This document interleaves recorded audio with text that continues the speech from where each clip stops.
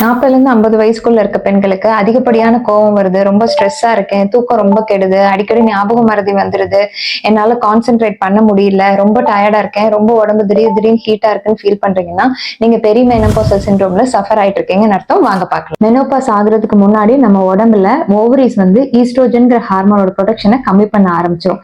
இதனால வர கஷ்டங்களும் மாற்றங்களும் தான் பெரிய மெனோபாசல் சிண்ட்ரோம். 8 மாசத்துல இருந்து 10 வருஷம் கூட சில பேருக்கு இந்த அறிகுறிகள் மெனோபாஸ்க்கு முன்னாடி இருக்கும். இதை பத்தின புரிதல் பெண்களுக்கே இது நிறைய இல்லைங்க. ப்ராப்ளத்தை சின்னதுலயே பார்க்காம விட்டு விட்டுதான் நம்ம கர்ப்பப்பையே அகற்ற மாதிரி ஆயிருது. சோ அவ்வளவு நாள் விடுறப்ப ஓவர் ப்ளீடிங் ஆகி ஹீமோகுளோபினும் அயனும் கொஞ்சனால ரொம்ப வீக் ஆயிடுறாங்க.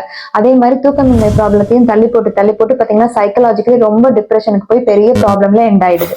இந்த காலகட்டத்தில் இது மாதிரியான ப்ராப்ளம்ஸ் எல்லாம் தவிர்க்கணும்னா ரெகுலர் டாக்டர் செக்கப்போட நான் சொல்ற இந்த 3 விஷயத்தையும் நீங்க ஃபாலோ பண்ணிக்கோங்க.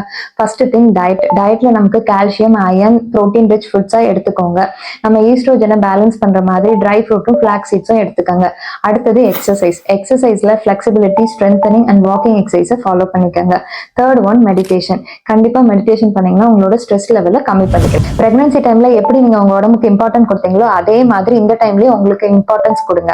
லேடிஸ் மட்டுமே இந்த பிரச்சனையை ஹேண்டில் பண்ண முடியாதுங்க. வீட்டுல இருக்க ஹஸ்பண்ட், குழந்தைங்க, பெரியவங்க எல்லாருமே சப்போர்ட் கொடுத்து ஒர்க்கை ஷேர் பண்ணி லவ் அண்ட் கேர் கொடுத்தீங்கனாலே இந்த டைம் அவங்க ஈஸியா கடந்து வந்துடுவாங்க.